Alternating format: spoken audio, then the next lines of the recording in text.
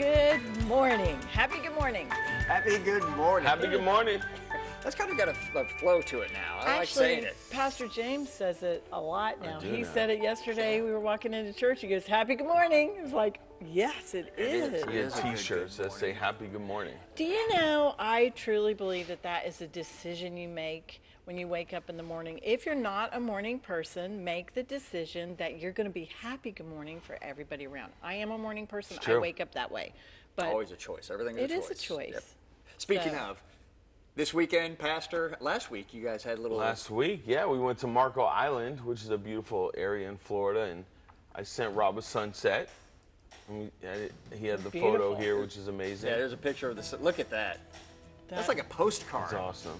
That's so gorgeous. Awesome. Yeah, we had such a great time. Better Business Bureau could use that as their postcard for Marco Island. But anyway, I wanted to present that today because actually Lori just mentioned it as well. It's your decision. What are you going to do that day? What did Pastor want to do?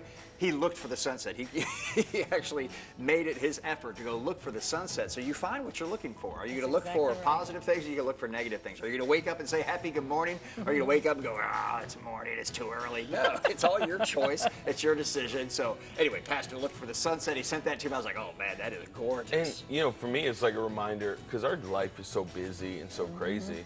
It's a good reminder that sometimes you got to stop, enjoy what's around you, be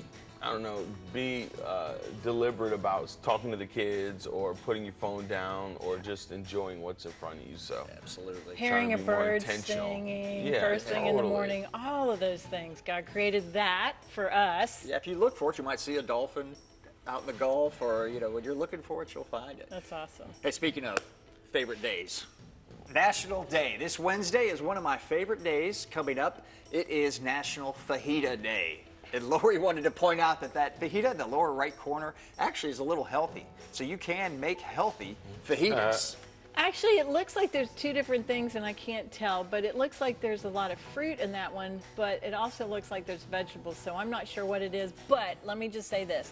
Fajitas can be extremely healthy, and what a great meal, because it's a whole meal all together. So National Fajita Day. I think that's great. I mean, is anything better than fajitas coming to the table and on they're that pan that's already cooking? I love that. Oh my That's what you see in the upper right corner. When that thing is sizzling, just that sound makes you salivate. You start to anticipate that. It's the best. But today, Gary, you're going to appreciate this one. Gary's running camera back there. But anyway, Gary, you're going to appreciate this. Today is National Tell a Joke Day. Yes. So what is our joke for today, Lori? When someone needed a boat made, what did the people in town say? We know a guy. Oh, come on. I'm not a good joke teller, good. so That's funny. Anyway, it took me about 4 times to read that correctly before I really I was like, we know a guy. We know a guy. So anyway, that may not be the best example for joke day. Find your own joke. See what you think. It was a little cheesy joke, Gary. It's a little cheesy. Too early to figure that out. And we appreciate you guys reaching out to us. We get feedback all week long. Of course, we have our Ask the Pastor segment coming up a little bit later. Send our emails there, askthepastor@ctntv.net, and Pastor James will answer that. But Marjorie sent us a question because she and her husband love watching Christian fitness. They work out together. She sent this for Lori. Yeah, I get this question a lot, so I think people wonder, why do I say I don't eat after 5 p.m.? And maybe I've said I can't. It's not that I can't, I don't. It's a choice. And she wanted to know, why can't you eat after 5 p.m.? I don't get dinner until 8 p.m. I have my own personal reason because I really want my food to digest. It's a great way to keep in check your weight by not eating late, because then your body really gets a chance to go on a fast. So, but I went to Mayo Clinic, and they actually have a professional answer.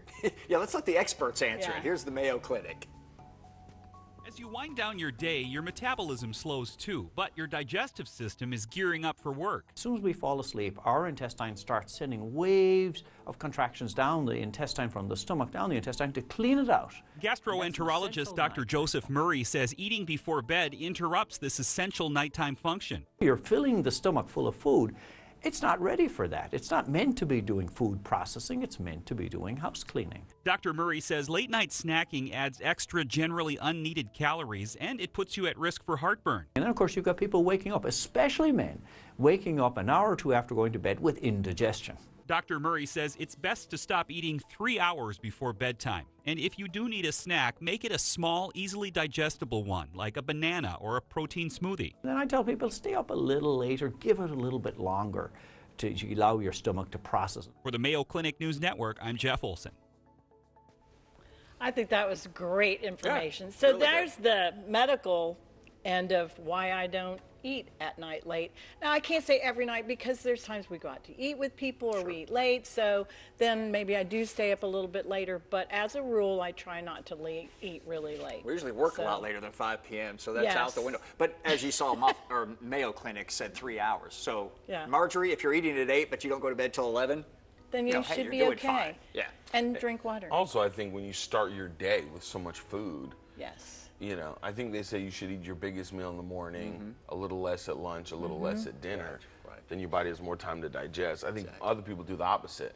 So the Yes. challenge in Marjorie's position is if she's opening that vault early, eating a lot of calories throughout the day, her 8 o'clock meal is going to be a king's ransom, and that will not be good for her I digestive like how you system. said that, vault, because that really is. That's a great way of saying that. But yeah, so, you know, if you work, then maybe nibble a little bit before it gets too late so you don't go home, because I think that happens to a lot of people. They're busy, they work really hard, like we work very, very late because we do a lot of different things, and we'll get home and all of a sudden it's like, oh my gosh, I'm hungry. So if you hit that, then you have to set your mind on, I'm hungry, I'm going to eat an apple, an orange, a banana, something, not something heavy, especially if I'm going to still eat dinner. So there it is. Great advice. So there you go, Marjorie. That's why Lori tries not to eat Yeah. after 5 p.m. Exactly. And the Mayo Clinic supports it as well. Is that really in the Bible? One of my favorite segments we do here on the show. Our question for you today, sunset. Is sunset in the Bible? Is sunset mentioned in the Bible? He created it. Gotta be. Yeah, absolutely, it's true. I mean, that was a That's pretty good. simple, Brooke, that was a pretty simple one, right? Yeah, I love everybody that. figured that. But look at this phenomenal scripture about the sunset. Pastor, why don't you take this one?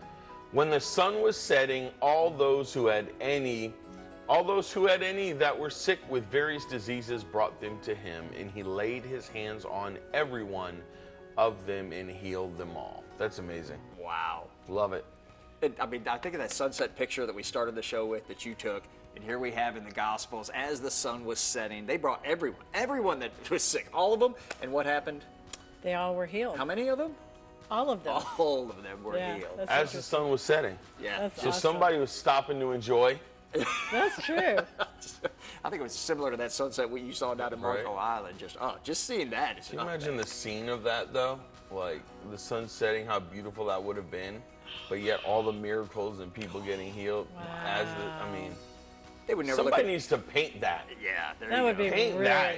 that would be beautiful. And they would never look at the sunset the same Isn't that again. amazing? The day I got healed, during that Right. sunset. You know, every time you see the sunset, you're reminded that it's a testimony of what happened. That's through awesome. that. Yes. So, So man. guess what? What? We now have a healthy life tip. Time to eat? Yeah. So today it is, well, we actually aren't eating, we're going to drink, but it's cherry season. So in cherry season, I really thought, what are some of the benefits of cherries? Because a lot of people just think of cherries are, you know, oh, it's cherry pie or cherry ice cream or cherry, I think Brooke said cherry on top of something, like let's say a cheesecake. We didn't think about that one, Brooke. But so I picked cherries because it's the season and there are so many healthy benefits to cherries. It's like a superfood. It really It is. really Superfruit, is. yeah. 95 calories. They're high in fiber. They're very high in potassium, which a lot of people don't realize they need potassium. And they're high in vitamin C. There are so many other benefits that people might not be aware of. And actually, there was one I thought was amazing. Sleep. Guess what? Cherries especially the tart cherry, actually contains melatonin in it. A lot of people take melatonin, and they do that because they can't sleep. Well, eat cherries so you gain all the benefits instead of just taking the pill, and you'll find that it may help you sleep. Here, look at this study. They did a study. Yeah, I love this study. Adults older than 50. Oh, can we go back to that for just a second? That study is powerful. Yeah. Adults older than 50 with insomnia drank 8 ounces of tart cherry twice a day for 2 weeks. They slept an additional 84 minutes. Wow. That's amazing. So there's Cherry. a huge Almost benefit. an hour and a half they slept. So there you go. Drink some tart cherry. So there's a health benefit in sleeping by eating cherries or drinking tart cherry. And actually, it tastes really good. I've done that many times.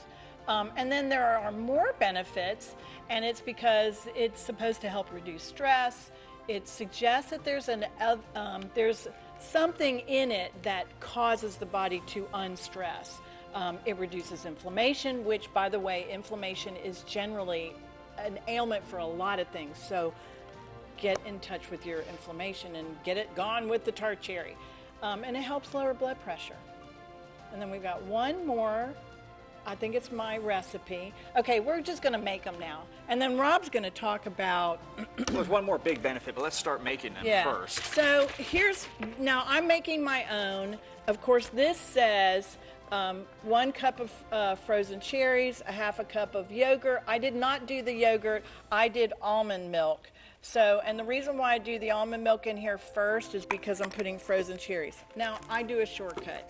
Now, this is tart cherries and other cherries, but I also put a banana in this because if you're doing tart cherries and you really want some kind of flavor that's not going to make you pucker, then put a banana in it because that's what that's going to do. What's the difference between tart cherries and regular cherries? A tart cherry really is very tart, and a regular cherry, you generally don't get tart cherries. When you go to the grocery store and you get the big bag, they're usually not tart cherries. They're either a black cherry or they're just a cherry. Gotcha. So they're a little sweeter. So does the bag say tart? Well, not generally. They just say dark cherries. Oh, dark. Okay. Dark. So the dark cherries are generally sweet. Wow, that was loud. Well, here, while you're mixing that, let's go to this other slate. You might not even have to hear us for this, but another main advantage of cherries is it helps with gout. So you guys can read this while Lori actually Makes a lot of noise. Makes a lot of noise. You guys can just read that for yourselves, but participants who consumed cherries had lower gout flare-ups. Cherries have been found to reduce uric acid levels. They can also help decrease inflammation, which Lori mentioned earlier. And inflammation causes all kinds of problems in the body. So get as many cherries as you can. And this is great.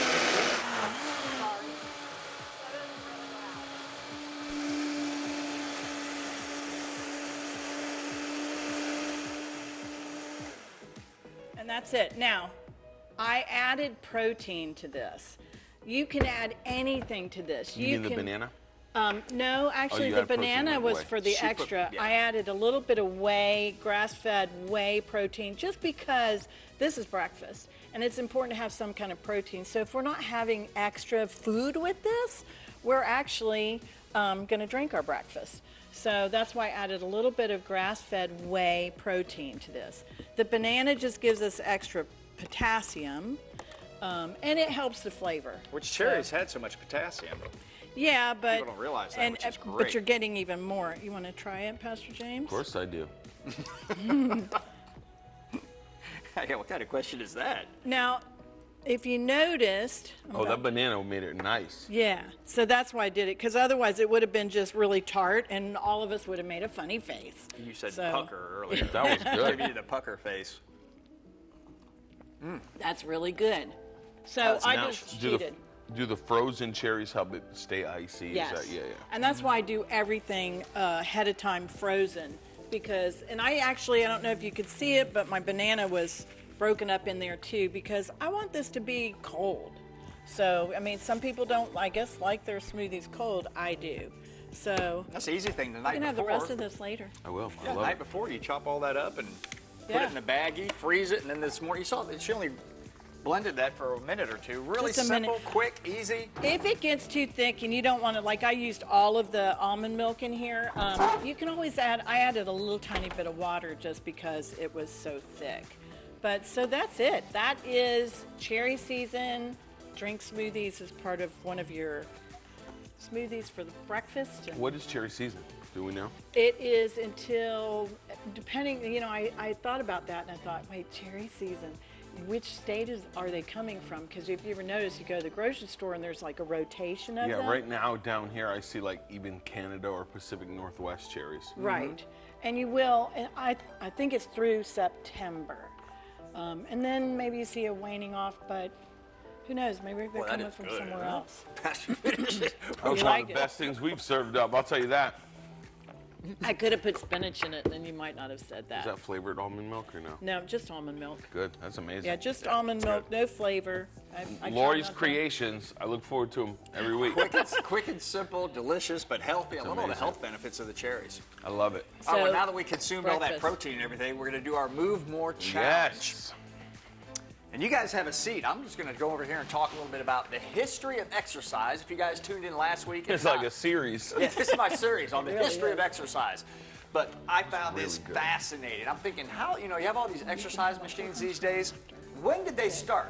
I found the Health Lift. This machine was built in 1880. Think about that, 1880. So anyway, let's go to the next slide, give you a little history on it. There we go, late 1800s. Think about this, it was touted by doctors as a cure. So this Health Lift, by these doctors, was considered a cure. And it was really just simple. They had these little lifts with these little levers, and you would lift your own body weight. So we go to the next slide. So think about that, the 1880s. Look at this headline. Weightlifting has become a means of medical treatment. Many hundreds can give strong testimony to its curative efficacy. Hey, So- can I jump in there Yeah, really quick? absolutely. I just thought of this. If you think about weightlifting and resistance, so as we age, and I always talk about aging well, as we age, that means our muscles start to go the other way, and it's important for us to lift weights like dumbbells or barbells or something. But that right there is perfect evidence of aging well, and no matter how old you are, you want to keep the strength in your hands, you want to keep the strength in your forearms so you can open up, you know, jars and Everything, things like that. everyday living, Lift right. things, you know, it's like being able to handle luggage so that when you're, you know, as you get older, you can actually carry yourself. So that right there is proof. Well, it's the 1880s. They said, hey, lifting weights is curative. Yeah. It is a cure. Let's go to the next slide. They actually have this whole manual that came with this Health Lift. You can see the machine, the contraption itself with all the levers and pulleys so that you were lifting part of your own weight. And then they gave all these examples of the proper form. So they didn't want you to injure yourself, so they showed the proper form. You wanted your feet, of course, you know, under your body. Anyway, they showed you the proper way to lift, this great manual that they had with it. So instead of me lifting today, we wanted to bring some friends on who are the experts, and they're out of Thomasville, Georgia. And let's hear from them. Oh, I'm sorry, real quickly. This shows all the muscles that this exercise works. So basically, it's a deadlift / squat because your hands are by your side, so you're kind of squatting deadlift. But it works almost every muscle except the arms. So this one single exercise, you can see how many muscles of the body that it works, almost every single muscle in the body. So this one single exercise, really, really good for you. But let's hear from the experts on what they had to say about it.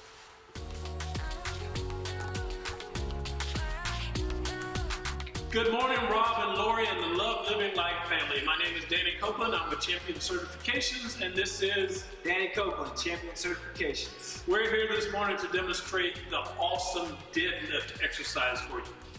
This deadlift exercise is an awesome exercise for athletic development and overall performance. I just want to go ahead and demonstrate it for you guys today so that you all can get a feel for it, see it, maybe even try it eventually. Okay, so what we're gonna do, we're gonna start out by placing our feet directly underneath this barbell, okay? And so we also wanna keep in mind that we're working our hamstrings here, our glute muscles, our hips, and pretty much our whole posterior chain. Okay, this is a great exercise for building muscle. If you're wanting to build muscle in your back, it's also great. Okay, you can tone that up. It helps get a great V-line in the back. All right, so what we're gonna do is we're gonna place our right hand over the top and our left hand underneath. We also wanna keep in mind that we wanna keep our arms directly in line with the barbell. Okay, so what we're gonna do, we're gonna go down into about a semi-squat position. Okay, we're gonna take hold of this barbell. We're gonna focus on keeping our head up and our chest up, okay, and our back straight. And what we're gonna do, we're gonna pick up this big old barbell, okay, and we're gonna make sure that we're keeping our head up, our chest up, and our back straight, going down, okay? Also keep in mind that you wanna push your feet through the floor as you're going up, okay? This is a great exercise, some explosive power, and also building muscle throughout the body, okay? So we're gonna do that one more time, shooting up, okay? Engaging those muscles. And there you have that deadlift. It is a great exercise. You can try it anytime you would like. Thank you, Rob and Lloyd, for inviting us on the show. We really appreciate you guys. Danny Copeland, have anything else to say? The lighter version, same exercise. Have these dumbbells right over the top of my toes. I pull, extend through with the hips. One more time. Head up, back flattened out. And there you have it. The awesome deadlift. Thank you, guys.